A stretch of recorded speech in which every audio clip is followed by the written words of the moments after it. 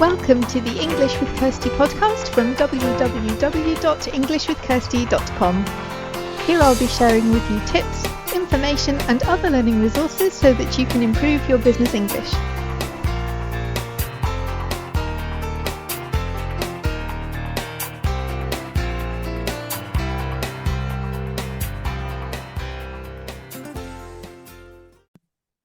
Hi everybody and welcome back to the English with Kirsty podcast. Today I have another special guest, someone else who I've met on LinkedIn, and I'm really happy that she's here today. So Isabelle, perhaps you could start by telling us something about who you are and what you do. Thank you, Kirsty. Thank you for inviting me on your podcast. I'm really happy that we're having this conversation today. So my name is Isabelle Cottenet. I'm a French pronunciation coach and a translator from English and German into French. Today, I help non-native French speakers master the rhythms and sounds of the French language to sound clear and confident. I've been delving into the relationship between languages and music for over 20 years, and today I use a combination of tools drawn from my background in linguistics, phonetics, music, and vocal technique to create an enjoyable, efficient, and supportive journey into French pronunciation for my students. I offer individual and group online classes focused on phonetics and pronunciation. I work with interpreters, translators, language instructors, but also corporate professionals, freelancers, and singers who want to improve their French pronunciation and be better understood.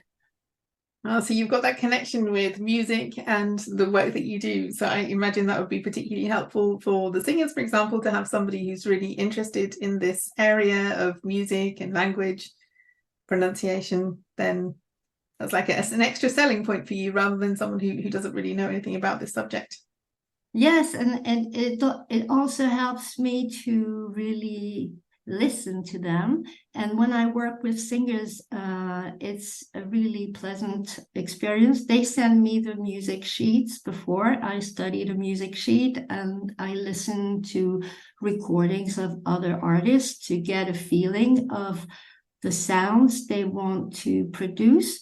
And I had the chance of working with an opera singer, and we worked on French repertoire from the French opera repertoire, and yes, both aspects, the language and the music aspects were, I worked together with them. Okay, so are a lot of your customers in France people that have moved there, or are there people who are working internationally and need French in their jobs? Today I work with, the majority are based in France and in Europe, I would say, in Germany, in the UK, and in France for to avoid a major jet lag. So it's a bit more difficult to work with Americans. I have one American student based in the US, so the courses take place in the evening for me and in the morning for him. And I had once an Australian student, so that's so did I. complicated. That was hard, especially in the winter or is it the other way around? But either way, the time changed, and then it was even harder. You have to get up really early, and they stay up really late. It's not ideal for me. So I'm the same. I have 3 time zones of mine, Central European, and then I have some people in Romania too, but that's only a difference of 2 hours, and I can cope with that, but I don't want to start having to calculate a 9 or 10 hour difference. That's a lot. That's but I mean, you've obviously got a lot of experience. You've been doing this for some time. Where did it all start for you, the interest in languages and pronunciation and other languages? The interest in languages started when I was a child or young teenager. We had the opportunity to move to the United States when I was 14. My dad got a job there, so I went to American school in the morning, and the first day when I arrived, I could just speak maybe 2 or 3 sentences, like the cat is on the table. Because you need that at school, right? There's so many cats on the table at school. So that was actually my first real introduction to language, and having to communicate and to go to school. I mean, you're forced to learn the language, and you learn it faster when you're a child.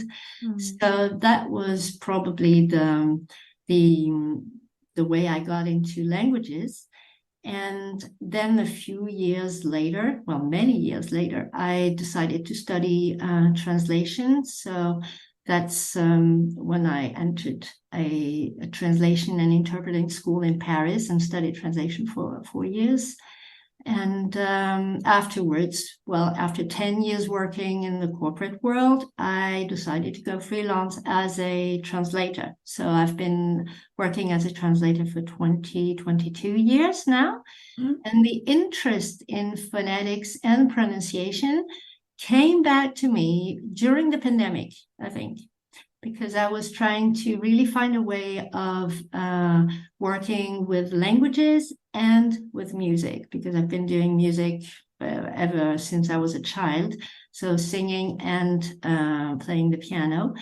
And pronunciation was a great way to combine both, actually, because you need to be able to hear the things that can or need to be improved.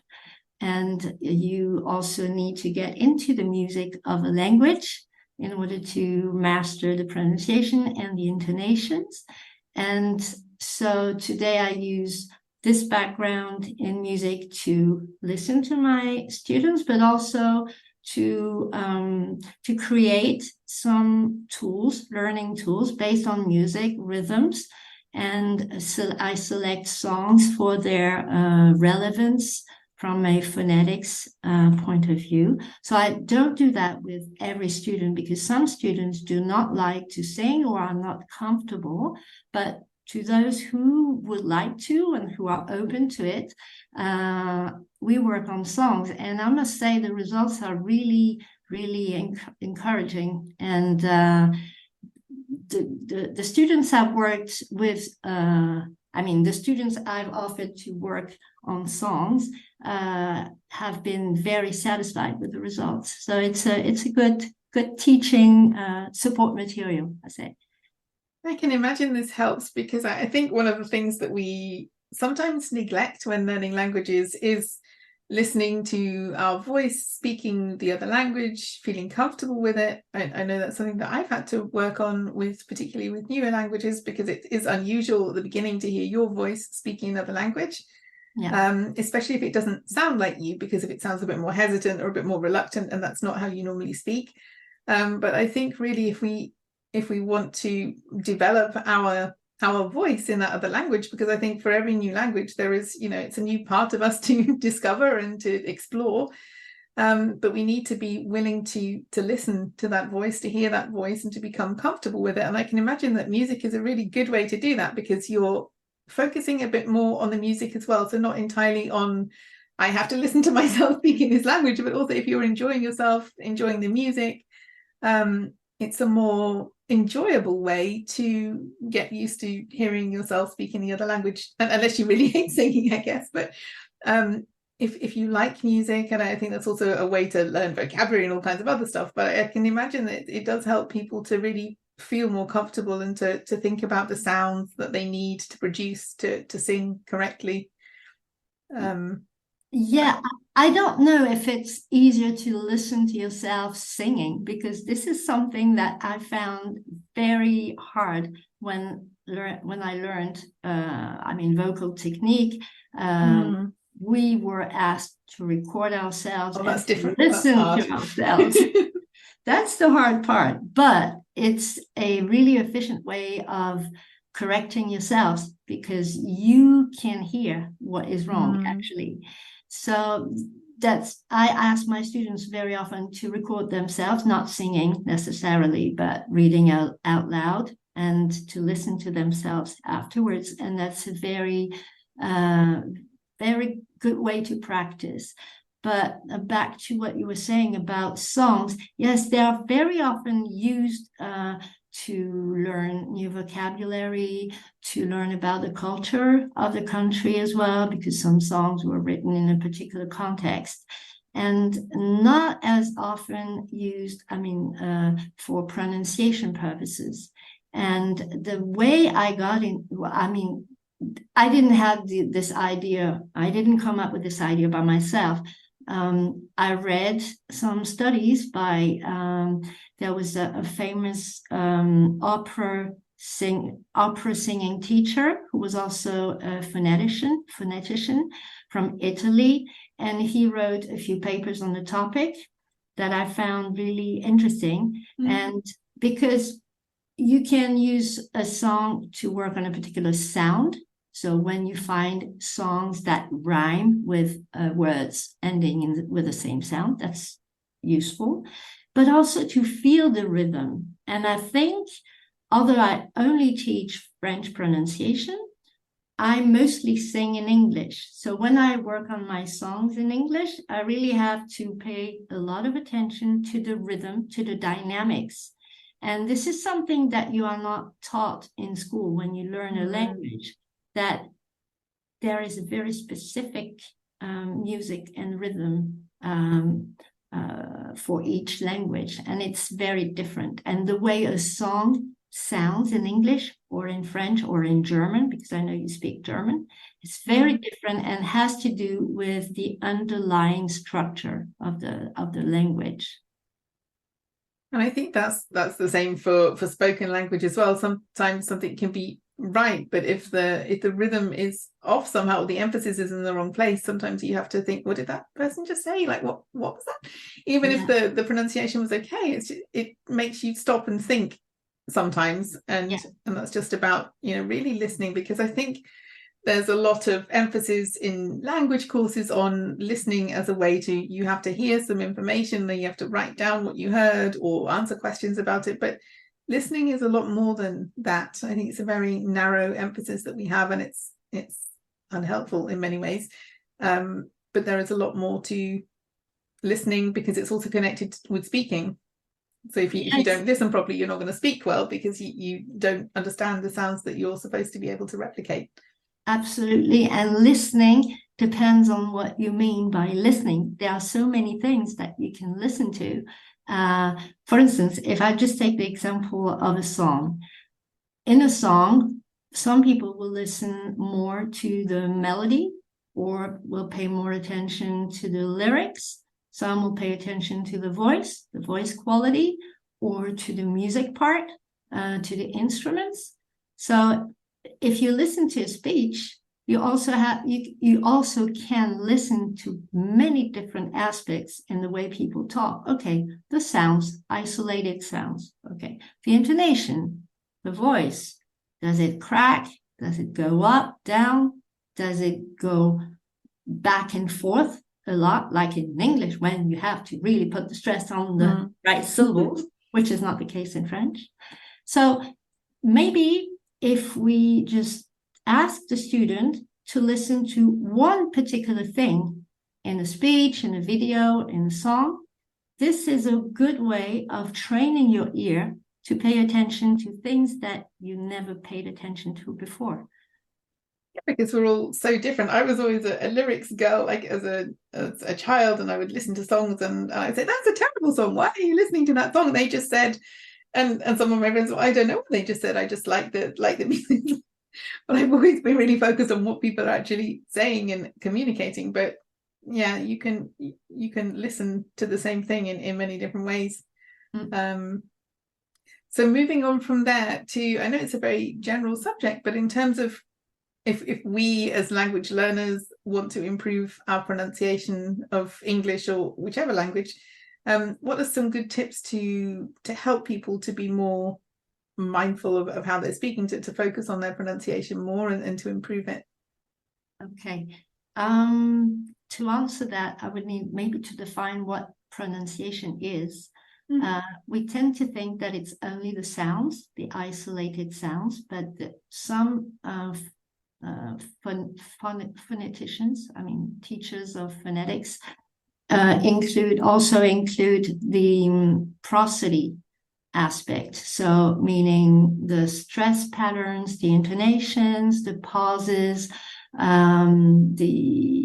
so these aspects are a part of pronunciation. So when you want to work on your pronunciation, you'll be working on all these aspects, because pronunciation supports communication in a way. Also the linking and chaining and the connected speech, this is all part of pronunciation. And first, to answer your question, I need to ask another question. Why would you want to improve your pronunciation? There may be different motivations to that, either because you don't feel comfortable producing certain sounds, or because you feel people do not understand you, or because you're a language professional and you feel and you want to fine-tune your pronunciation. So depending on your motivation, the approach will be different. If someone who is, not everyone needs to learn everything about phonetics to improve their pronunciation. There could be a long journey, a thorough journey, and a shorter, more focused journey in order to improve one's pronunciation. The person would need to understand the differences between the pronunciation in his or her native language and the pronunciation of the target language. I think that would be the first thing, because as you were saying before, you can't pronounce right something that you don't hear properly. So if there are sounds that do not exist in your native language, then you will have to train your ear to listen to them, to hear them, and you will have to train your ear to distinguish sounds that are really close one from another, like the short E and the long E in English, like sheep and ship. So if your language doesn't make the distinction between short vowels and long vowels, this is one thing that you will need to pay attention to. The other thing that you need to identify is the rhythms in your native language and your target language. What makes them different? What makes it different? And the intonation, same thing. So you have to identify the differences between the systems and to select things that you will want or need to work on, and to prioritize those depending on how badly they affect your clarity when you speak. Yeah, because I know that I've had some customers with very specific challenges that they've come about in relation to English, mainly with sounds that don't exist in other languages, and they've known that, but other people have just said that they know that other people find it difficult to understand them. And I guess some of that isn't always necessarily the pronunciation, but the other things that you mentioned, like when people are nervous, they tend to speak really quickly, or they don't take enough pauses. So maybe it's not so much that, but it's just that their delivery needs to be worked on. But for example, when we were talking earlier, like the TH sound is a big problem for a lot of people, the English, because we have two. And yeah, people with different first languages have different challenges with that, but it's something that doesn't exist in the lot of languages of the people within my work. So that tends to be one of the worst offenders for English. How would you advise somebody to work on something like that, this group of letters that can be a challenge? Okay, so I don't teach English. I just teach French. But if I revert what I would do for French,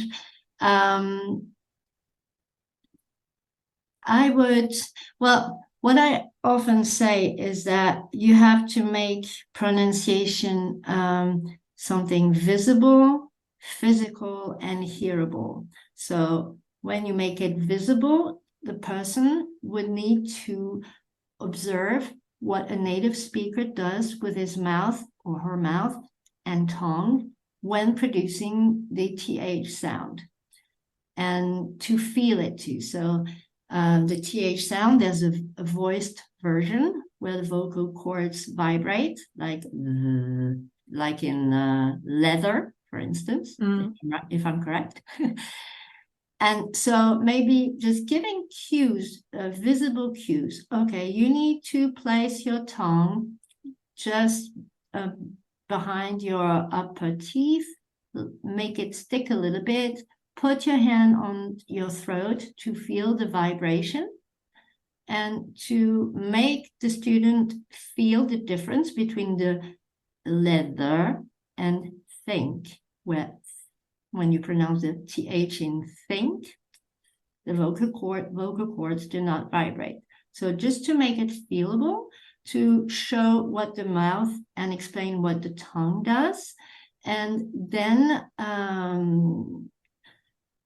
supposing that the person hears the difference between the two sounds.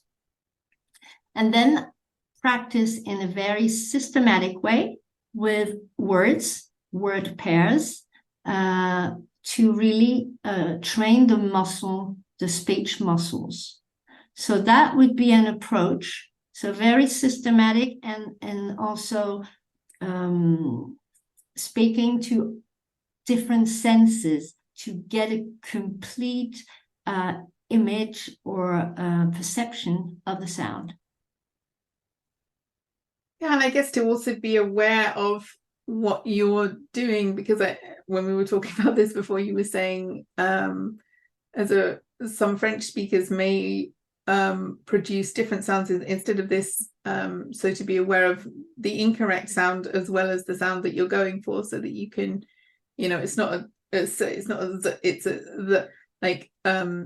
to be aware what the mistakes are, so you can also try and avoid them and focus on the sound that you're trying to produce. Yes. Or maybe it's just something that people feel uncomfortable with themselves, like if they know that there's a sound that they find particularly hard in a language, and they try to avoid that group of letters or say things in a different way. If it's affecting you that much, then it's good to address it, because it will make your life easier. You don't have to think, oh, what word can I use so that I don't have to say this particular word that I want to avoid? Yes, that's true. I mean, if you avoid saying certain words because of the pronunciation, then there are ways to address that in a very systematic way. And you just need to find either the proper resources, or to have the proper plan or proper feedback to help you correct the sound. Because it could be a simple thing like the way you place your tongue in your mouth, or if you don't open your jaw enough, or because the way we shape the vowels in French is different from the way they are shaped in English. So just by working on the way you shape your mouth will help. So that would be the physical approach. Or maybe you don't hear the sound properly, so training your ear will help you understand where the discomfort might come from. Yeah, and even if it's a group of letters that you have, or like I was thinking yesterday about the letter D, how I pronounce it in English, or what my tongue does when I pronounce the letter D in English, like dog, and it's not the same when I speak Romanian. The tongue moves. So even if you think, oh yeah, I know that letter, I know that group of letters, it's worth thinking about it again, just to be aware of even things you think in another language. They are different. Your whole structure of your face, your position of your tongue, your lips, how you move your jaw, it's different, and it's important to focus on those things so that you can try and replicate the sounds that you're hearing. Absolutely. But some people will be able to correct their pronunciation very easily and quickly if you explain the from an articulatory point of view.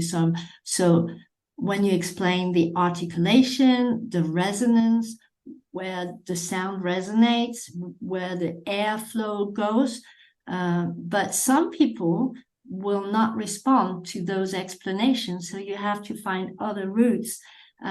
You are a language specialist, so you are used to paying attention, or you want to pay attention to those very specific movements that the different speech muscles and organs do. But some people, that's not the way to go. So for those, we need to find other strategies. So it would be more to play more with the sounds of the language, as an actor would do. So to really help them develop their imitation skills. So by watching videos and trying to also imitate the body language that will support the sound also. Like right now, I'm using my hands. I'm speaking and making a wheel movement with my hands because it gives me the energy that is needed in English, for instance. See, and because French is more narrow, and the rhythm is really flowing. It's like a string quartet. But in English, then I would need more energy. So to approach it from with a more musical intention, I'd say. With some people, it works. Yeah, I can see that. I can see how that definitely works. And I think that you've shared a lot of really useful tips here, both for people learning English and for people learning other languages, because a lot of these can be applied to other languages, because it's about how you approach the subject and how you think about these things. And I think sometimes we make mistakes just because we don't think about things enough. So I think it's definitely helpful to take a closer look at this and how we approach this. Where is the best place for people to find you if they want to find out more about your work and what you're doing, or to contact you? Where do you like to spend time online? At the moment, I'm on LinkedIn only. Yeah, that's where we met. I focus on one platform because I share a lot of things through my carousels and posts, a lot of things on pronunciation, music, the links between both. I'm currently making a website, but it's not ready yet. I will let you know when it's ready. I can always add it to our page when it's finished. I can add the link. Okay. And for now, I'll certainly add LinkedIn so that people can come and find you, find out more about you. Okay, thank you. I had a list of small tips. I don't know if you want me to. Yeah, sure. No? Yeah. So I prepared a small list. So my quick tips to help you improve your pronunciation or work on your pronunciation. You need first to don't learn pronunciation only from books. You need to experiment to speak. So tackle one thing after the other. The key to success is focused practice. So identify the sounds or the rhythms you want to work on and pick a different type of drill. So to train your listening skills, you could work on minimal pairs. That's a really good and efficient way. You could also listen to songs and try to sing along. The second thing you need to work on, we talked about this, is to train your speech muscles. I often talk about the smile workout to prepare your speech muscles for French. So it's like saying an E sound and U, so smiling and pouting your lips. So this will train these muscles. You can also train for French to really round your lips and push them forwards. This is not a combination of muscles that you use very often in English. So you can, train your speech muscles. Then third thing you could do, I was talking about the body language. So observe what the native speakers do with their mouth, imitate, film yourself, observe and watch what you do. So the body language will help you with the dynamics and to get into the version of yourself in the other language. So then when you start to practice on your pronunciation, a really good way to do that is to read out loud and record yourself and use the script when you prepare your reading.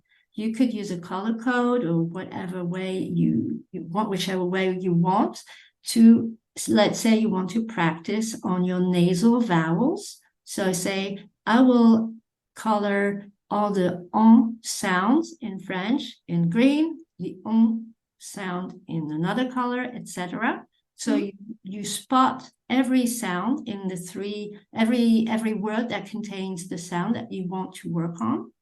And using colors has been helpful for some students. And then you read out loud, you record yourself, you listen to yourself, and you try to identify where it was correct and where it can still be improved.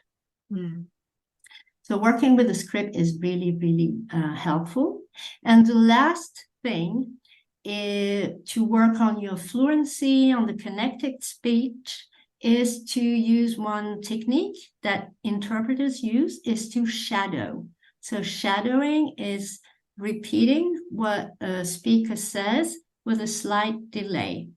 Okay, don't go as far as interpreters do and translate in another language. Just start by, you select an audio file or a video, then you repeat after each sentence, you pause after each sentence. That's level 1. And again, you select one aspect that you want to work on, okay? And then if you want to take it to the next level, you don't pause anymore. You just repeat and keep the flow, keep the speech flowing. If it's too fast, you can slow it down. On YouTube, for instance, you can use the little wheel to slow down the speed. And this will really help you get the intonations and the stress patterns right. These were my few tips to help you with pronunciation. Yeah, and I think that's really important. Both the idea with using a script, for example, and the shadowing, they do not rely on the other person being able to create language in the other language, because I think that's why a lot of people confuse pronunciation with their ability to produce language, or they don't separate them out in terms of practice. And I think that's really important. So if you're reading a script, it's not, did I make a mistake? Because it's not your script, it's not your text. And the same with shadowing. It's not about can you think of the right words, or is the sentence constructed in a good way? You're not looking at that, you're just looking at the pronunciation. And I think that's really important and something we don't do as language learners or as language teachers. I think courses don't put enough emphasis on this. So yeah, thank you for the tips, and I think that's definitely I will be using some of them because I am a learner as well as a teacher, so that's really good. Thank you again for your time. Thank you for coming on the podcast. It's been really useful. I enjoy speaking with you because you have so many cool ideas that I hadn't considered before, and that's really useful. And I think it's also good how you can come together with other language professionals who are maybe not working in the same area as you, or even with the same language combinations. But a lot of this information is useful whichever language you're working on, and I'm sure that a lot of the English learners who listen to this podcast will benefit from the tips as well. So thank you again. It's been really good to see you. And thank you, Kirsty, for having me. I had a good time, and I hope, some of it will be useful. Absolutely. So have a great day, and maybe you'll come back sometime in the future. That would be great. Yes, definitely. Okay. Thank you, Kirsty. Yeah. I hope you enjoyed this episode of the English with Kirsty podcast. If you have any questions or comments, my email address is kirsty@englishwithkirsty.com, or you can go to www.englishwithkirsty.com/podcast, where you'll find information about the individual episodes.